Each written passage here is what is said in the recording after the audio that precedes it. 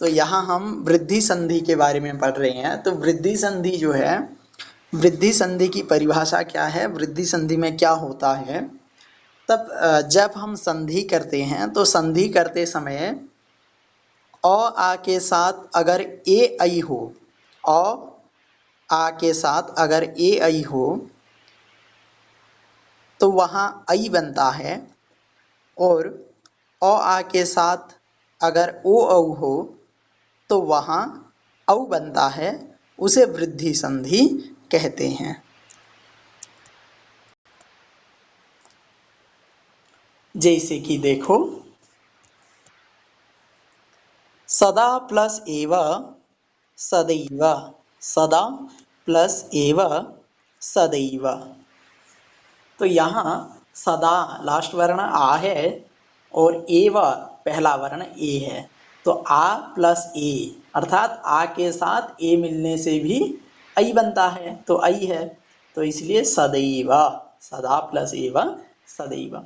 अर्थात ऊपर दिए गए उदाहरण में जैसा कि आप देख सकते हैं, यहाँ आ एवं ए स्वरों के मेल की वजह से कुछ परिवर्तन आया है। स्वरों की, आ एवं ए स्वरों के, अर्थात आ प्लस ए दोनों स्वरों के मेलन से कुछ परिवर्तन आया है। तो परिवर्तन क्या आया है, आई आया है। तो ये दोनों जो मिलने से आई परिवर्तन हुआ है, ये दोनों स्वर मिलने के बाद आई बन गए। जब यह परिवर्तन होता है तो शब्द की संधि होते समय इन स्वरों की वजह से ही परिवर्तन होता है, अतः इसे वृद्धि संधि कहा जाता है। जैसे कि अन्य उदाहरण देखते हैं, तो उदाहरण में दिए गए हैं, तदा प्लस एव, तदा प्लस एव, तदा में लास्ट वर्ण क्या है, आ है, और एव में पहला वर्ण ए है, तो आ प्लस ए आई बन गया।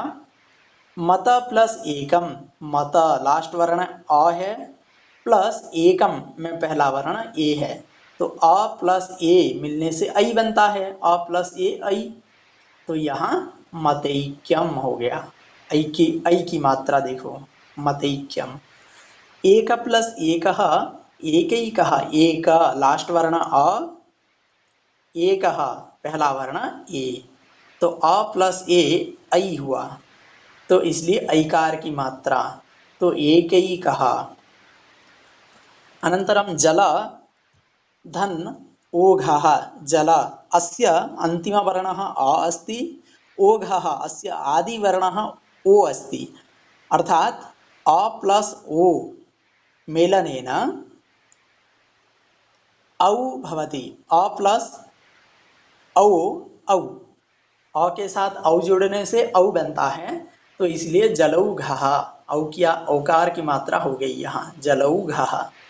तथा महा प्लस औषधः, महा अंतिम वर्णः आ अस्ति, औषधः अत्र आदिवर्णः औ अस्ति, अर्थात अस्य अंतिम वर्णः अस्य आदिवर्णः आ प्लस औ अनयोः मेलनेन औकारः भवति, अतः औकार की मात्रा अर्थात महौषधः। महा प्लस ऐश्वर्यं महैश्वर्यं, महा अत्र अंतिम वर्णः अंतिम वर्णः आ अस्ति, महा, ऐश्वर्यम् अत्र आदिवर्णः ऐ अस्ति, अर्थात आ प्लस ऐ, आ प्लस ऐ मिलने से क्या होता है, ऐ बनता है, आ ऐ अनयोः मेलनेन ऐ परिवर्तनं भवति, अतः ऐकार मात्रा भवति। महैश्वर्यम् अत्र पश्यन्तु ऐकार मात्रा अस्ति, महैश्वर्यम्। तथा महा प्लस ओजस्वी, महा आ अस्ति, ओजस्वी ओ अस्ति, अर्थात आ प्लस ओ, आ प्लस ओ अनयोः मेलनेन औकारः भवति, अर्थात औकार मात्रा। महौजस्वी पश्यन्तु अत्र औकार मात्रा अस्ति, अतः महौजस्वी इति भवति।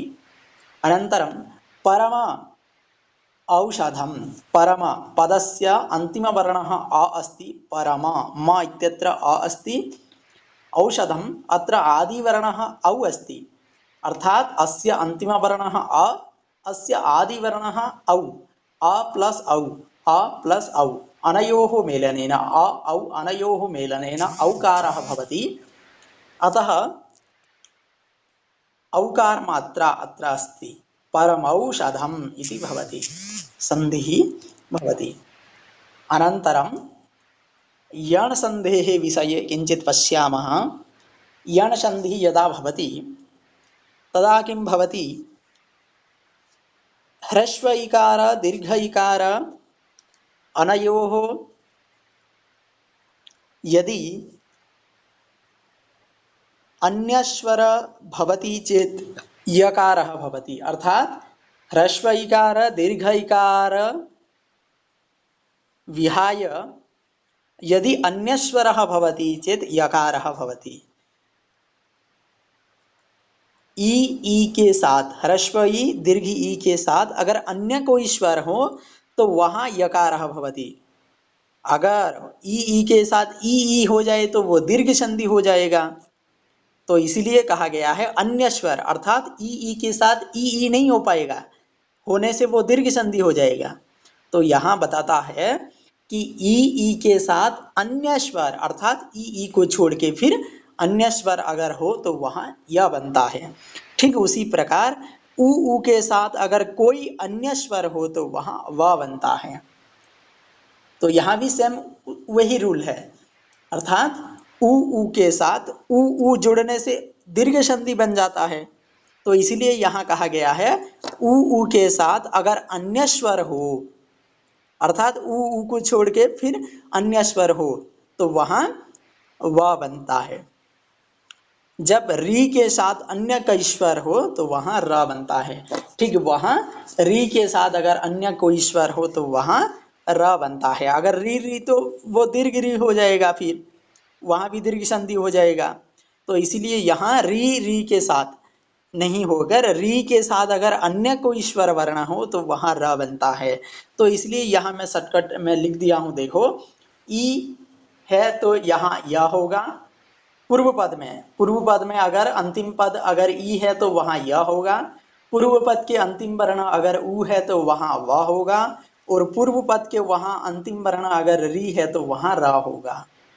जैसे कि अधि प्लस आयः अध्यायः। अधि तो पूर्व पद है, ये अधि पूर्व पद है। पूर्व पद के अंतिम वर्ण क्या है, धी में लास्ट वर्ण क्या है, ई है। और आय के पहला वर्ण आ है, अर्थात ई प्लस आ मिलने से या बना है, ई प्लस आ या। तो इसलिए अधि प्लस आयः अध्यायः बन गया। अनन्तरम अनु प्लस एषणः इति अस्ति। अनु अत्र पूर्वपदं भवति अनु, पूर्वपदस्य अन्तिमवर्णः किम्, अनु इति पदस्य अन्तिमवर्णः अर्थात् नु इति यद् वर्तते, नु अस्य अन्तिमपदं किम् अस्ति, अत्र अन्तिमवर्णः अस्ति उ इति अस्ति, उकारः उ अस्ति। तथा एषणः अत्र आदिवर्णः ए अस्ति, उ प्लस ए उकारः भवति चेत् व भवति, अतः व आगतम्। अनन्तरम् एकारः अस्ति अतः वे इति भवति, अतः अन्वेषणं भवति, इसलिए अन्वेषणः ऐसा हुआ। जैसा कि आप ऊपर दिए गए उदाहरण में देख सकते हैं, ई एवं आ वह दो स्वरों हैं जिनसे मुख्यतः संधि करने पर दो शब्दों में परिवर्तन आ रहा है। जब शब्दों की संधि हो रही है तो वहां ये दोनों में परिवर्तन आ रहे हैं। जब शब्दों की संधि हो रही है तो यहाँ परिवर्तन आ रहे हैं, स्वर मिलकर या बनता है, ई प्लस आ मिलकर या बनता है। अधि और आय का अध्याय बन जाता है, अतः यह उदाहरण यण संधि के अंतर्गत आता है, इसे ही यण संधि कहते हैं। ठीक, यहाँ इसी प्रकार नु एषणः अनु एषणः उ और ए है, उ और ए मिलने से यहाँ व आ गया, तो इसलिए यहाँ वे उ ए वे उ ए वे। जैसे कि अगर उ अ होता तो व होता, अगर उ ई होता तो वी होता, यहाँ उ ए है तो इसलिए वे है, अन्वे, इसलिए अन्वेषण। आगे देखते हैं, कुछ उदाहरण दिए गए हैं यहाँ देखो। अनु प्लस एषणम अन्वेषणम, अनु प्लस एषणम अन्वेषणम, उ प्लस ए वे। अर्थात व बना है तो यहाँ वे है, एक ही मात्रा है, अन्वेषणम। उसके बाद अधि प्लस अयनम, अध्ययनम। अधि लास्ट वर्ण ई है, अयनम पहला वर्ण अ है, तो ई प्लस अ मिलने से य बना है, ई प्लस अ य बना है, तो अध्ययनम।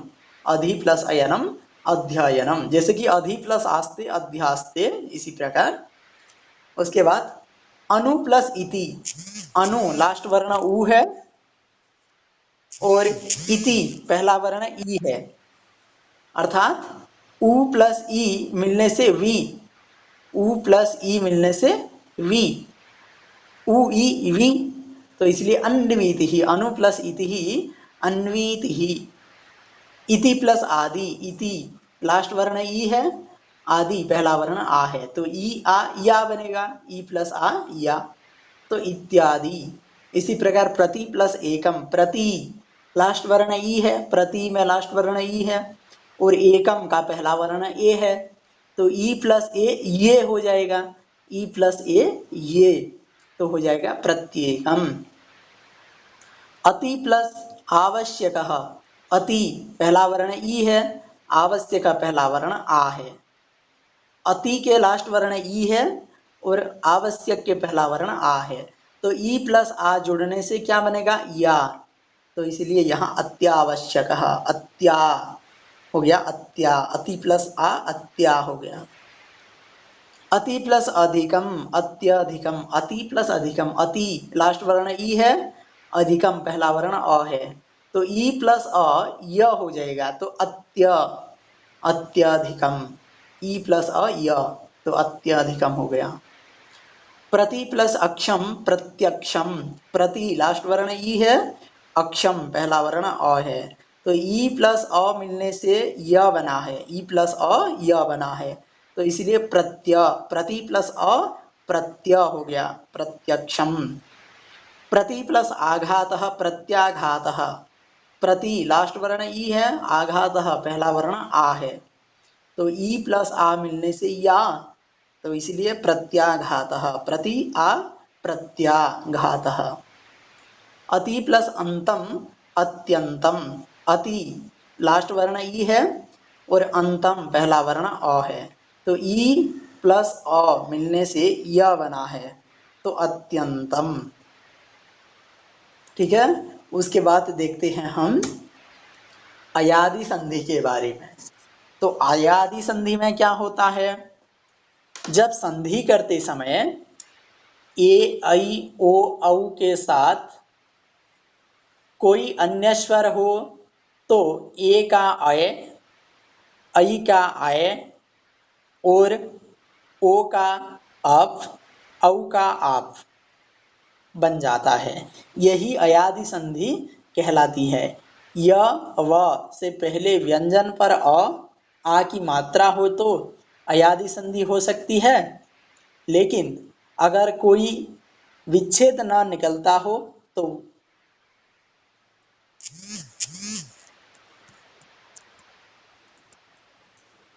तो वहाँ उसके बाद वाले भाग वैसा ही वैसा लिखना होगा। कैसे, मतलब देखो यहाँ दिया गया है, अगर ए है तो ए का अय, ने अनम नयनम, तो नय अय आया। ठीक इसी प्रकार ऐ का आय हो जाएगा, ए का अय, ऐ का आय, ओ का अब, लेकिन औ का आप, ऐसा बनता है। और य व से पहले व्यंजन पर, य और व से पहले व्यंजन पर अगर आ की मात्रा हो तो वहां अयादि संधि हो सकती है, लेकिन अगर कोई विच्छेद अगर न निकला वहां तो फिर क्या होगा, वहां उसके बाद वाले भाग, उसके बाद वाले भाग मतलब दूसरा जो पद है जैसा को वैसा ही लिखना होगा। जैसे कि ऊपर दिए गए उदाहरण में देखो, ने प्लस अनम नयनम दिया गया है, क्या है, ने प्लस अनम नयनम, ने में लास्ट वर्ण क्या है, ए है, और अनम में पहला वर्ण अ है, अर्थात ए का क्या होता है, ए का अय होता है, अय उच्चारण, ए का अय उच्चारण होता है, तो यहाँ देखो ए प्लस अ मिलाकर क्या उच्चारण हुआ, अय उच्चारण हुआ। तो इसलिए नय अय, नय जो आ रहा है इसमें अय उच्चारण हो रहा है, नय नयनम, इसमें अय उच्चारण आया, नय अय आया। तो जैसा कि आप ऊपर दिए गए उदाहरण में देख सकते हैं कि ए एवं अ ये दोनों स्वर शब्दों में हैं। जब शब्दों की संधि की जाती है तो इन्हीं दोनों स्वरों के कारण शब्दों में परिवर्तन आता है। जब संधि होती है तो ए एवं अ मिलकर क्या बन गया, अय बनाते हैं। ए और अ मिलकर अय बनाते हैं। ने एवं अनम से मिलकर नयनम बनता है।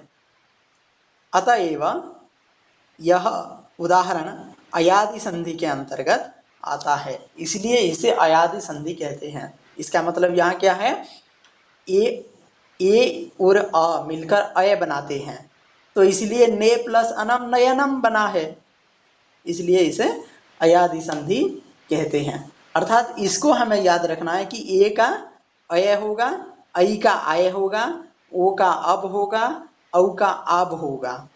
जैसे कि ए है तो यहाँ अय आया, ये है तो अय आया। ठीक इसी प्रकार अगर पो अनम, जैसे कि पो, यहाँ पो अगर होता, पो प्लस अनम पवनम, पो, तो अगर यहाँ पो होता तो ओ होता, तो ओ का क्या है, ओ का अब है, ओ का अब है, तो इसलिए पो अनम क्या हो जाता, पवनम हो जाता, पवनम, पव जो पव कर रहे हैं तो वहां अब आ रहा है, पवनम, तो पव अब आ रहा है तो वहां पवनम हो जाता। जैसे कि यहाँ कुछ उदाहरण दिए गए हैं, देखो, नौ प्लस इकह नाविकह, नौ, नौ में लास्ट वर्ण औ है और इकह में पहला वर्ण ई है, अर्थात औ और ई मिलने से क्या है, आप आव बना है, आव, औ है तो औ का आव होता है, आव, तो इसलिए यहाँ आव हुआ, नाव, नाव, तो नाव, नौ प्लस इकह नाविकह, नाव नाविकह। भो अनम, देखो भो है अर्थात ओ है, तो ओ होने से यहाँ क्या होता है, ओ होने से ओ का अब होता है, औ का आब होता है, तो ओ का अब होता है, अब, तो यहाँ भो प्लस अनम भवनम, भव, भव, तो अब आ रहा है यहाँ भव, अब भव, भव, अब उच्चारण आ रहा है, तो भो अनम भवनम। पो इत्रम पवित्रम, देखो ओ है तो यहाँ अब आ जाएगा पब, पवित्रम, पो इत्रम पवित्रम।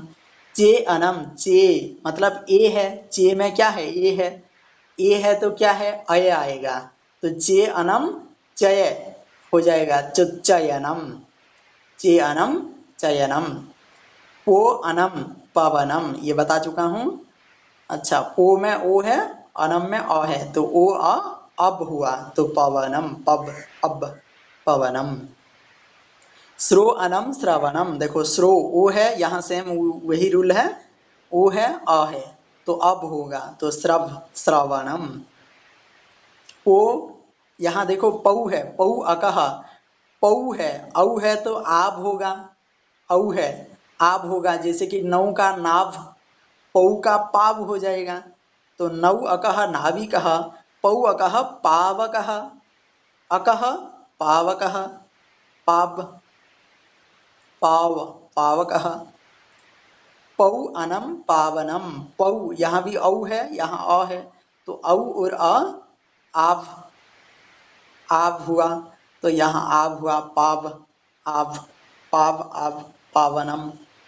नई अकह, नई है, ऐ होने से क्या होता है, आय होता है, आय, तो नई अकह आयकः, तो नायकः, नई अकह नायकः, ऐ और अ मिलाकर आय हो गया, तो यहाँ नायकः, नई अकह नायकः बना।